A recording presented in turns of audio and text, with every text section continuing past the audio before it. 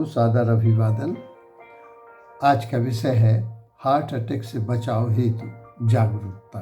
आयुर्वेद और वात्सायन का कामसूत्र और आज की वैज्ञानिक, ये तीनों इस मत पर एक पूर्ण सहमत हैं कि मनुष्य की आयु 100 वर्ष है। आयुर्वेद मानता है कि गलत आहार विहार के कारण, भोजन और दिनचर्या के कारण मनुष्य 100 वर्ष के पहले अकाल मृत्यु को प्राप्त होता है। और ऋषि वात्सायन कहते हैं कि जन्म से 17 वर्ष तक मनुष्य बाल रहता है और 18 वर्ष से 70 वर्ष के बीच वह युवा होता है और 71 वर्ष से 99 वर्ष के बीच वह प्रौढ़ होता है और 99 वर्ष के बाद वह सहज रूप से बुढ़ापे को और काल मृत्यु को प्राप्त होता है। आज के वैज्ञानिक भी इस तथ्य को स्वीकार करते हैं कि मनुष्य का जब पूर्ण मैच्योर होता है, उसकी बीज की उत्पत्ति होती है, तो उसकी 5 गुना आयु होती है। अगर हम मनुष्य को मान लें कि वह 20 वर्ष में पूर्णता को प्राप्त होता है, तो मनुष्य की आयु 100 वर्ष सिद्ध होती है।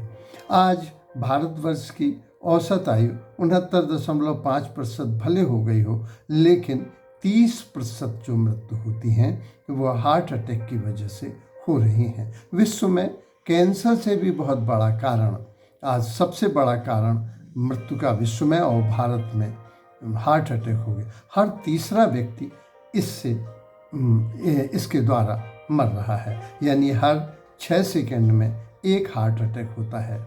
और इस तरह से हम कह सकते हैं कि 1 मिनट में लगभग 6-7 हार्ट अटैक हो जाते हैं। प्रतिदिन इससे 9000 लोग मर रहे हैं और 35 लाख व्यक्ति अपने देश में प्रतिवर्ष इस हार्ट अटैक से ही मर रहे हैं।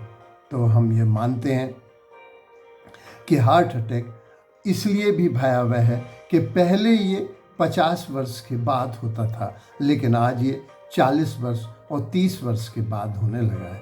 तीसरी चिंता का विषय ये है कि विकासशील या जो देश हैं उनमें हार्ट अटैक की गति बढ़ रही है, बारंबारता बढ़ रही है।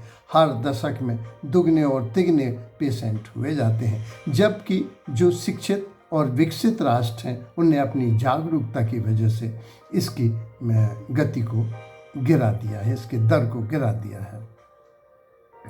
तो हम समझें कि ये हार्ट अटैक है क्या। विषय प्रवेश के पूर्व मालूम होना चाहिए कि हार्ट अटैक क्या है। जब हम ये तब होता है जब हृदय की मांसपेशियों को पर्याप्त या बिल्कुल खून नहीं मिल पाता है। ये क्या होता है, पल्मोनरी जो धमनी होती है उसमें ब्लॉकेज जमा हो जाते हैं और प्लग जमा हो जाने की वजह से, जैसे एक नली में बीच में अगर वसा जम गई है तो वो वसा मोटी होती चली जाती है, उसके ऊपर एक परत आ जाती है और कालांतर में वह परत फट जाती है और खून के साथ मिलकर वह थक्के बनती हैं। इस डिस्टरबेंस के कारण या तो हृदय की मांसपेशियों को ब्लड मिल ही नहीं पाता या बिल्कुल नहीं मिल पाता, बंद ही हो जाता है, जिसके परिणाम स्वरूप हार्ट अटैक आता है। ये जैसे ही ऊतकों की मृत्यु होती है, 3 मिनट तक यदि ऑक्सीजन इनको नहीं मिलती है, पोषक तत्व नहीं मिलते हैं, तो 3 मिनट के बाद ही मृत्यु प्रारंभ हो जाती है। इन ऊतकों की मृत्यु के परिणाम स्वरूप कार्डियो अरेस्ट होता है और कार्डियोजेनेटिक शॉक लगता है। कार्डियो अरेस्ट में क्या होता है कि हृदय रुक जाता है और जब अपना कार्य करना बंद कर देता है तो हार्ट की ही सबसे पहले मृत्यु होती है और हार्ट की मृत्यु होते ही समस्त मृत्यु घट जाती है। और जो कार्डियो अरेस्ट में का वो है बंद कर देता है। और कार्डियो जेनेटिक शॉक में जब हार्ट बंद कर देता है तो पहले शरीर के अंगों को जब ब्लड नहीं मिल पाता तो उनकी मृत्यु हो जाती है। इस तरह से ये कार्डियो जेनेटिक शॉक से मृत्यु हो जाती है। हार्ट फेल्योर उस समय जब हार्ट का मुख्य काम खून को पंप करना है, फेफड़ों में खून शुद्ध होता है, फेफड़ों से खून हार्ट में आता है, हार्ट पूरे शरीर को खून देता है। इस तरह से ये पंपिंग का काम करता है। जब यह बंद कर देता है तो इसे हार्ट फेल्योर कहा जाता है। साइलेंट अटैक भी होता है कि जो सिग्नल जो तंत्र का तंत्र मस्तिष्क को सूचना देते हैं वह खराब हो जाता है। परिणाम स्वरूप वह सीधा दर्द तो होता है लेकिन उसका एहसास मस्तिष्क को नहीं हो पाता और साइलेंट अटैक हो जाता है। लेकिन डायबिटीज़ वालों में भी साइलेंट अटैक होता है क्योंकि उसके ये सिस्टम पहले से ही खराब रहता है। इस तरह से हार्ट सिंक कर जाना, डायलेट कर जाना, बाल्ब खराब हो जाना, इस तरह से हार्ट के विभिन्न वो होते हैं जिनमें मृत्यु की आशंका बढ़ती चली जाती है। हार्ट अटैक के लक्षण क्या होते हैं? हार्ट अटैक आने के पूर्व पहले लक्षण तो 2-4 रोज पहले से ही प्रारंभ हो जाते हैं, जैसे सांस फूलने लगती है, छोटी सांस आने लगती है, सांस ऊपर ही ऊपर आती है, घबराहट होती है, पैरों में दिक्कत। लेकिन ये इतने माइनर होते हैं कि लोग इनको ध्यान नहीं दे पाते। तो पूर्व लक्षण जो आते हैं वो उल्टी होती है, जी मिचलाने लगता है, सीने में दर्द होने लगता है, सर में दर्द होने लगता है, कंधे में दर्द होने लगता है, बाह में दर्द होने लगता है, तो ये जबड़े में दर्द होने लगता है, बहुत से लोगों की गर्दन में दर्द होने लगता है और दर्द फैलता है। और जब आदमी चलता फिरता अथवा खड़ा होता है तो दर्द बढ़ता चला जाता है। ये विशेष ध्यान देने की बात है कि दर्द एक पिन पॉइंट पर नहीं होता। अगर कोई कहे उंगली रख के कि यहाँ दर्द हो रहा तो ये हार्ट अटैक का दर्द नहीं है। तो इसमें हम देखते हैं कि ठंडा पसीना भी आने लगता है और चेतना हरास हो जाती है और डलनेस भी आती है। महिलाओं में सीने के दर्द की जगह गर्दन में दर्द होता है और गर्दन के दर्द के साथ ही हाथ में दर्द हो जाता है और उनको थकान या डलनेस बड़ी तेज महसूस होती है। तो इस तरह से ये दर्द फैलता भी है, खिंचाव का दर्द होता है, दबाव का दर्द होता है और बड़ा भयावह दर्द होता है। इसके कारण जाने, क्योंकि अगर हम कारण प्रॉपर जान लें तो हम इनको मिटा भी सकते हैं। सबसे पहले कि हाई ब्लड प्रेशर होगा। हाई ब्लड प्रेशर होते ही पूरा सिस्टम गड़बड़ा जाता है। अगर हम देखते हैं कि जो सिस्टोलिक होता है वो 150, 160, 70 है, इसके माने हाई ब्लड प्रेशर है। और जो डायसिस्टोलिक है या नीचे वाला है, सामान्य भाषा में ऊपर वाला 150, 160 होने पर इसे हाई ब्लड प्रेशर कहते हैं। और जो डायोसिस्टोलिक होता है वह नीचे वाला, वो 80 से 90 के बीच जब होता है तो इसको माना जाता है ज़्यादा है, और 90 से 100 के बीच में आता है तो बहुत ज़्यादा है, और 100 से ऊपर है तो वह डेंजर जोन में चला जाता है। तो पहला कारण तो इसका उच्च रक्तचाप है। दूसरा कारण जो है वो धूम्रपान है, सिगरेट, तम्बाकू, शराब, ये नशा। चीन में, भारत में जो हार्ट अटैक हो रहे हैं उसका एक बड़ा कारण यह भी है। एक कारण अनुवांशिकता भी है कि जब हमारे परिवार में नाना को या चाचा को या दादा को ये हो चुका है तो उनमें 5% आशंका और ज़्यादा बढ़ जाती है। तो पारिवारिक इतिहास भी, आनुवंशिकता भी एक बड़ा कारण है। और अगला बड़ा कारण जो भारतवर्ष में दिखाई दे रहा है वो डायबिटिक होना है, क्योंकि डायबिटिक में बड़ा साइलेंट अटैक होता है। तो प्री डायबिटिक भी आ जाते हैं और डायबिटिक भी आ जाते हैं, टाइप 1 और टाइप 2 के भी आ जाते हैं। इस तरह से भारतवर्ष में डायबिटीज़ बहुत तेज़ी से बढ़ रही है। परिणाम स्वरूप हार्ट अटैक के केस भी सीधे सीधे हो रहे हैं। फिर जो पहले ये समृद्ध देशों की प्रॉब्लम थी कि मोटे हो जाना, वजन बढ़ जाना, आज भारतवर्ष में भी कुछ लाइफस्टाइल और भोजन में ऐसे चेंजेस आए हैं जिनकी वजह से मनुष्य का वजन बढ़ता चला जाता है। अगर हमारी हाइट 167 सेंटीमीटर है तो अगर 100 उससे घटा दें तो हमारी 67 किलो वजन होना चाहिए, या 5 फुट 6 इंच हाइट के अनुसार जो वजन होता है वह संतुलित है। जितना वजन कम हो उतना हार्ट अटैक से दूर है। जिसकी नाभि जो रीढ़ के पास जितनी हो वो उतना स्वस्थ है, जितनी दूर हो उतना वह अस्वस्थता के करीब है। तो वजन, या हमें अपना वजन, भोजन और से या व्यायाम से संतुलित ही रखना चाहिए। अगला है कोलेस्ट्रॉल की वृद्धि। कोलेस्ट्रॉल जब ज़्यादा हो जाता है तो ही वो नली का जो अंदर जमा हो जाता है, जैसे नली चौक होने का डर रहता है, नली सक्रिय हो जाती है, उसी से बीपी बढ़ता है। तो कोलेस्ट्रॉल एक बड़ा कारण है।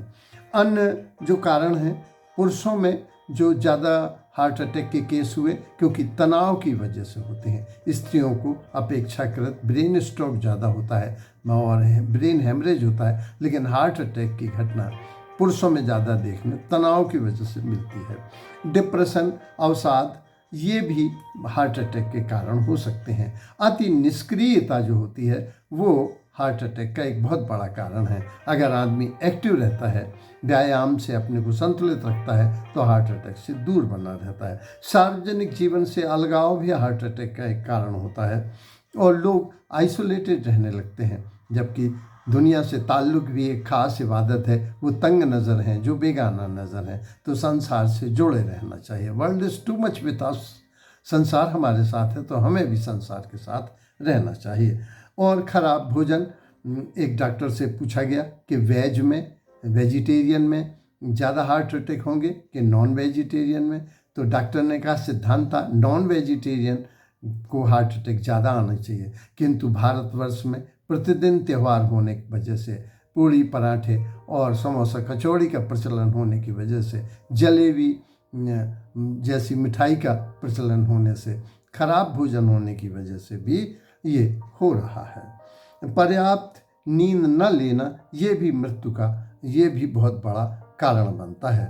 तो पुरुषों में ये ज़्यादा देखने को मिलता है ये तनाव, लेकिन मेनोपॉज के बाद स्त्रियां और पुरुष सब दोनों बराबर होते हैं।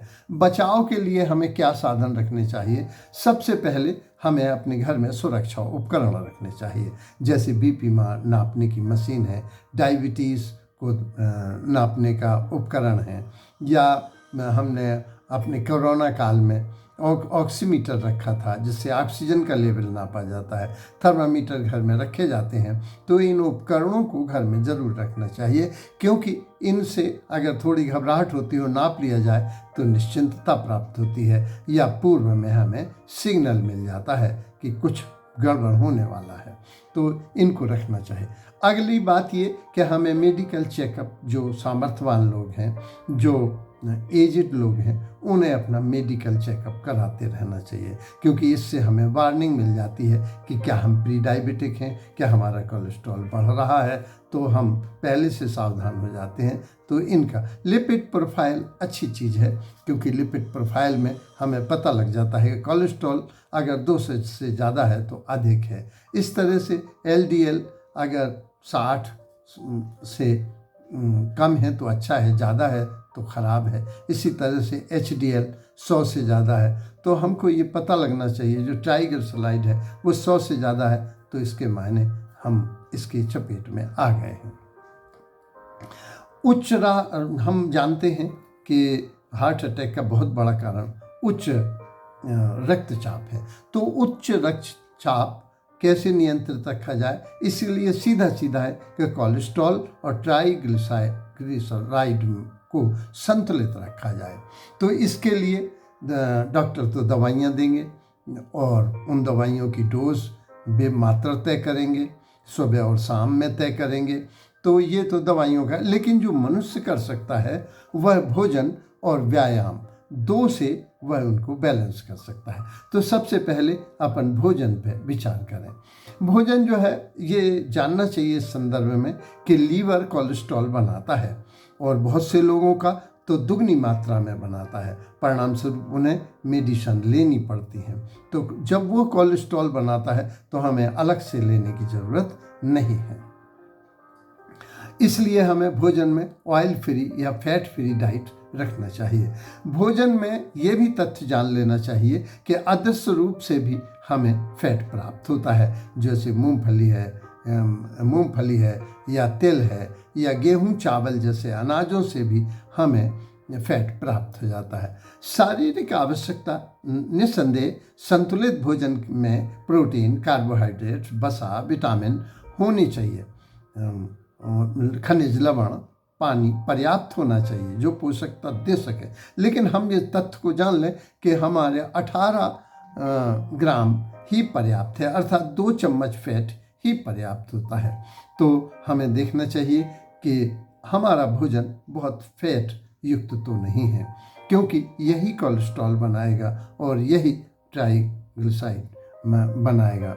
तो सबसे पहले हमें क्या नहीं लेना चाहिए? नॉन वेज में ज़्यादा कोलेस्ट्रॉल बनाता है। हमें जो एनिमल प्रोडक्ट हैं, दूध, मलाई, घी, पनीर, दुग्ध उत्पाद, ये बहुत बड़ी मात्रा में। एक उदाहरण है कि यूरोप का एक देश है फिनलैंड, जिसका एक प्रांत है नॉर्थ कैरोलिना। वहाँ ईसाई समुदाय है जहाँ विश्व में सबसे कम हार्ट अटैक की घटनाएं होती हैं। तो अपने जैनी मुनि भी फैट फ्री भोजन लेते हैं। वे दूध को मांसाहार मानते हैं और ये ईसाइयों का समूह भी मांसाहार मानता है। ये दूध बिल्कुल नहीं लेते या दूध के पदार्थ नहीं लेते और वेजिटेरियन है। तो इनमें हार्ट अटैक विश्व में सबसे कम पाया जाता है। तो जैन साधुओं में और अपने देश में और इस समुदाय में विशेष रूप से हार्ट अटैक की घटनाएं नहीं होती। तो हमें देखना चाहिए कि जो ट्राइग्लिसराइड है वह किस में पाया जाता है। ये तेल, घी में पर्याप्त पाया जाता है, सूखे मेवों में पाया जाता है, बादाम, काजू है, अखरोट है। तो ड्राई फ्रूट्स बहुत कम मात्रा में या नहीं लेनी चाहिए। जो पूड़ी, हमारे देश में रोज़ ही त्यौहार होते हैं और ऐसे भी है कि आज तवा नहीं चढ़ेगा तो तला हुआ, भुना हुआ भी खाना है, ये बहुत हानिकारक है। पूड़ी, पराठे, समोसा, कचौड़ी, मंगोड़े, इस तरह से जो मिठाइयाँ हैं, अगर हम 3 चीज़ों को तज दें तो मैदा, मिठाई और चिकनाई, तो ये 3 चीज़ें अगर हम और नमक, तो ये 4 चीज़ें तजते ही हमारे आशंका हार्ट अटैक की बहुत घट जाती है। तो हमको ये चीज़ें नहीं लेना। क्या हमको बड़ी पर्याप्त मात्रा में लेना चाहिए? प्रोटीन और ऑक्सीडेंट पदार्थ लेने चाहिए। जो सेब ले रहा है, फल हैं, दालें हैं, बीज हैं, ये पर्याप्त प्रोटीन दालों से पर्याप्त मिल जाता है। सब्जियों में विटामिन्स पूरे मिल जाते हैं। इस तरह से कुछ प्रिवेंटिव मेजर्स भी हैं, भले वे मेडिसिन ना हो, लेकिन जैसे अनार का जूस है, अनार है, अर्जुन की छाल है, या आंवला है, नींबू है, अदरक है, दालचीनी है, लहसुन है, हल्दी है, लौकी का जूस है या पीपल के पत्ते का रस है, ये प्रिवेंटिव मेजर्स के रूप में बहुत अच्छा काम कर सकते हैं। मखाना है, खजूर है, किशमिश है, अंजीर है, ये फैट फ्री हैं। ये प्रिवेंटिव मेजर्स हैं, मेडिसिन तो नहीं हैं, लेकिन ये बचाए रखते हैं। तो इस तरह से हम देखते हैं कि बहुत से लोग सुबह उठकर गर्म पानी लेते हैं। अगर वे उसके साथ 4 बूंद नींबू ले लें या आंवले का जूस ले लें या लहसुन ले लें तो बहुत कुछ बचत हो जाती है। अगला है व्यायाम, जिसे हम कर सकते हैं। एरोबिक व्यायाम इसके लिए बहुत उपयुक्त हैं। सबसे पहले हम देखें कि जो व्यायाम है वो इतना ज़रूरी है कि अगर आदमी 30 मिनट व्यायाम करता है और 35-40 मिनट वह घूमता है तो इससे बचा रहता है। मुझे भी हार्ट अटैक आ गया था 2019 में, लेकिन तब से मैं रोज़ 1 घंटा सुबह 1 घंटा शाम घूमता हूँ और हल्की सी एक्सरसाइज करता हूँ। तो इस एक्सरसाइज में हमें ये ध्यान रखना है कि हमारी आवश्यकता से अधिक एक्सरसाइज ना हो, क्योंकि बहुत से लोग जिम में ही एक्सरसाइज करते ही मृत्यु को प्राप्त हुए। तो अधिक नहीं होना चाहिए। हर मांसपेशी को, गर्दन मुड़े तो पूरी तरह से दाएं बाएं हर मूवमेंट्स, ताकि फ्लेक्सिबिलिटी बनी रहे, स्टफनेस ना आए। तो हमें हाथ ऊपर उठाना है, उंगलियां पूरी कसरत करना है, हर जोड़ को, हर मांसपेशी को इसमें हमें कसरत मिलनी चाहिए। तो झुकना चाहिए और हाँ, हमें फ्लेक्सिबिलिटी बनाए रखना है, लेकिन आवश्यकता से अधिक कसरत नहीं करना है। वॉकिंग के लिए तेज चलना है, इतना तेज चलना है कि चलते समय बोलने में, सांस लेने में दिक्कत होने लगे। तो तेज चलना हमारे 70% लोगों से बचा रहेगा। इसके बाद योग के हैं। योग के 3 अंग हैं, आसन, प्राणायाम और ध्यान। पतंजलि योग सूत्र का अगर हम एक लाइन में कहना चाहें तो उसका सार है प्राणायाम, प्राणों का आयाम। प्राण क्या है? सांस है, सांस लेना और छोड़ना। वैसे इसमें 3 चीज़ें बताई गई हैं कि कुंभक सांस रोकना, पर हृदय वालों को सांस रोकना नहीं चाहिए, उन्हें रेचक और पूरक पूरी लेना चाहिए। जो 5 कदम धीमे धीमे सांस लेंगे चलते हुए और 5 कदम छोड़ेंगे, वे अस्थमा से भी बचे रहेंगे और हार्ट अटैक से भी बचे रहेंगे। सांस पूरी लेना और छोड़ना, ये अनुलोम विलोम करना बहुत अच्छा है। इसमें इसे इसीलिए नाड़ी शोधन भी कहा जाता है। तो पूरक और रेचन का उपयोग ही करना चाहिए। फिर है आसन, जैसे भुजंगासन है, पश्चिमोत्तर आसन है। सुखासन में बैठकर हमें ध्यान करना चाहिए। नारायण हृदयालय में मेडिटेशन को बड़ा महत्व दिया गया है। तो हमारे यहाँ जो पतंजलि योग सूत्र में यम, नियम, आसन, प्राणायाम, ध्यान, धारणा, समाधि, ये अंग बताए गए हैं। तो अगर हम इन अंगों का उपयोग करते हैं तो ध्यान बहुत शांत जगह में होना चाहिए, रिलैक्स होना चाहिए। तभी ध्यान की तैयारी में हमें अपने विचार, हमें अपने भाव और सांस शुद्धि पर विचार, ऐसी लंबी सांस लेना चाहिए जिससे हमारा मूलाधार और जनन चक्र और स्वाधिष्ठान और इनमें पूरे पे हमें पता लगना चाहिए कि सांस ली गई और सांस छोड़ी गई। तो अगर हम पूरी तरह से सांस लेते हैं, ओम का उच्चारण करते हैं, माँ का लंबा करते हैं, तो भी इसमें फ़ायदा। तो इस तरह से जो व्यायाम है वो हमें करना चाहिए। आसन, प्राणायाम और ध्यान, योग के 3 अंगों को करना चाहिए, व्यायाम करना चाहिए और हमें वॉकिंग करनी चाहिए। अब प्रश्न उठता है कि हार्ट अटैक जब किसी व्यक्ति को हो जाता है तो साथियों की क्या ड्यूटी बनती है। सबसे पहले है सीपीआर। सीपीआर में छाती, दोनों हाथ एक के ऊपर रखना चाहिए और छाती के बीच में रखना चाहिए और 2 इंच छाती दबाना चाहिए। इससे क्या होता है, जो ऑरिकल होता है उसमें खून आता है और वेंट्रिकल में भर जाता है, तो वेंट्रिकल से फिर वो पल्मोनरी धमनी में जाता है, तो साइकिल शुरू हो सकता है। तो ऐसा हमें आधा घंटे तक करना चाहिए। इसको सीपीआर कहा जाता है। वरन कॉलेज में, ट्रेनिंग सेंटर में इनको बताना चाहिए। यह आज के युग में ज़रूरी है, क्योंकि अगर 3 मिनट में ही इसके तंतु ऊतक मरने लगते हैं हार्ट के, तो हमें आधा घंटे तक देना चाहिए। ये बहुत अच्छी बात है। दूसरा, हमें सॉल्वेटेट टैबलेट सदैव जेब में रखना चाहिए हार्ट वाले को, जिसे आशंका है, ताकि तत्काल वह जेब में रख सके। इससे सीधा 20-25 बीपी गिर जाता है, नीचे वाला भी और ऊपर वाला भी। एस्प्रिन तत्काल हमें देनी चाहिए और जितनी जल्दी, क्योंकि इसमें टाइम मैनेजमेंट बहुत ज़रूरी है।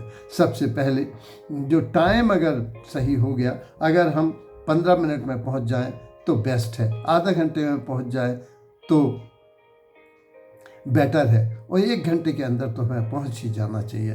तो 1 घंटे में भी उसकी व्यक्ति की, मरीज की पूर्ण रिकवरी हो सकती है। 6 घंटे से पहले अगर कोई पूरी दवाइयाँ हों तो रिकवरी पूर्णतः की जा सकती है। इसको इंजेक्शन और दवाइयों से करते हैं। यदि किसी को लो बीपी हो जाए तो उसे सीधे लेटा देना चाहिए, घबराने की ज़रूरत नहीं है। इससे कोई क्षति होने वाली नहीं है। जैसे हाई बीपी से ब्रेन हैमरेज और स्ट्रोक होना, इससे कोई क्षति नहीं होगा। उसको नमक और पानी का घोल देना चाहिए और पूर्णतः आराम देना चाहिए।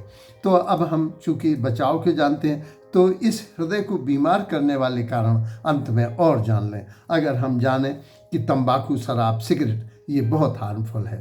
तनाव जो है वो व्यक्ति को बड़ी जल्दी खोखला कर देता है, चिंता से बढ़कर है।